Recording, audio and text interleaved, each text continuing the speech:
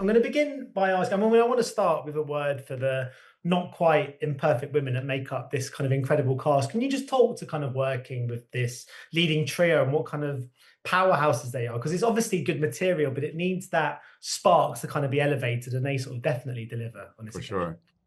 Yeah, I mean, it was such a treat. Me and Corey were talking about it before. It was such a treat to get to walk on this set.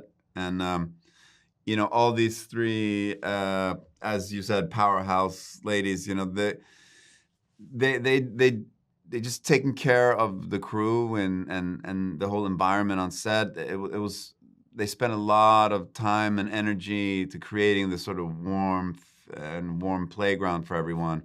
And it was such a treat to get to come in and play with them.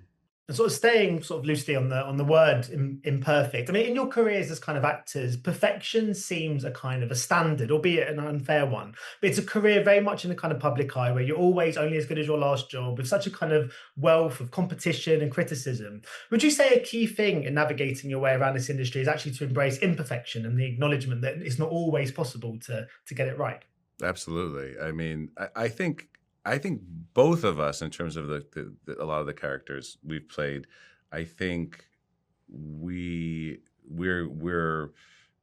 drawn to characters. If we're playing bad guys, they're bad guys who have a real vulnerability, and if we're playing good guys, we have some damage. Yeah, for sure. And I think that's just so much more interesting than trying to play some sort of perfectly good person or perfectly bad person.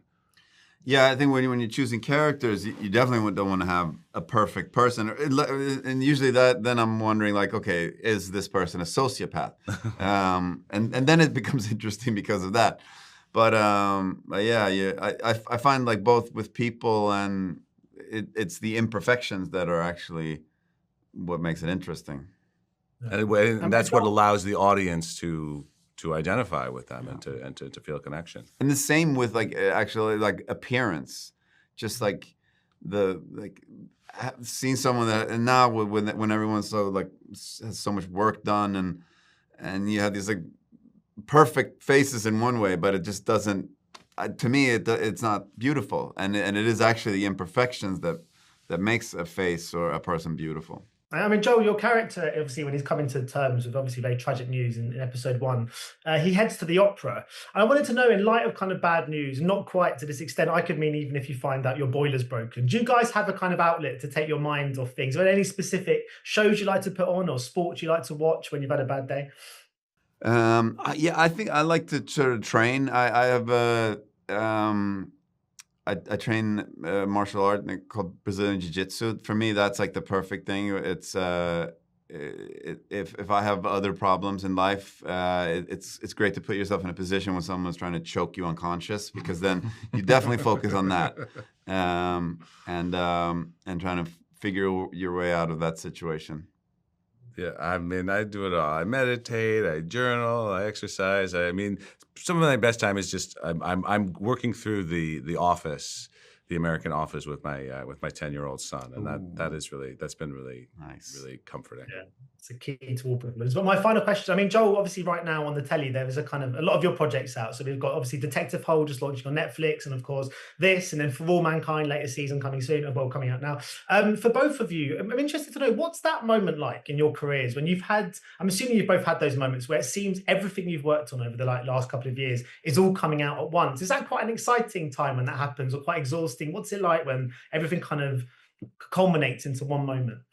Yeah, I've never had like 3 shows come out within like 8 days before, so this is a unique experience for me, and I'm actually really enjoying it. I'm like proud of the work in all 3 projects, and it's actually been. I definitely enjoy talking to you, but sometimes a press tour can be pretty taxing. And you're talking about the same thing, answering the same questions over and over again. And I found that when I had these like 3 projects, it's just been more to talk about. And then I also only have to go on 1 tour, so it's great. Brilliant. Well, thank you so much for your time today, guys. Much appreciated. Best of luck with the release of the show. Thanks a lot. Thank you. Ladies and gentlemen, you're watching Hey You Guys. Hey, you guys! Hey, you guys. Hey, that's what they all say. Hey, you guys. Hey.